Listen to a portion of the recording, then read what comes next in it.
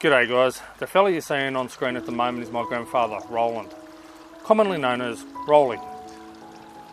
This video is a dedication to him as he passed away in February this year, and I've wanted to do something a little bit special for him.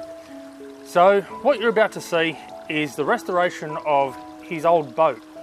Now, this boat was restored in 2014, so yes, it's some old footage, but I asked quite some time back, probably 2011, 2012, about possibly getting a hold of it. He'd passed it down to my uncle Bruce. My uncle didn't want it anymore, so they passed it down to me when I moved the family from Sydney to the Central Coast. As you can see guys, I stripped the boat right back and do a full restore and rebuild on it, and if you stick around to the end you'll see the best part of it all, where I get to take Pop out fishing. Alright guys, sit back and I hope you enjoy the video. And yeah guys, make sure you tell those close to you that you love it, mate. Alright, enjoy the video.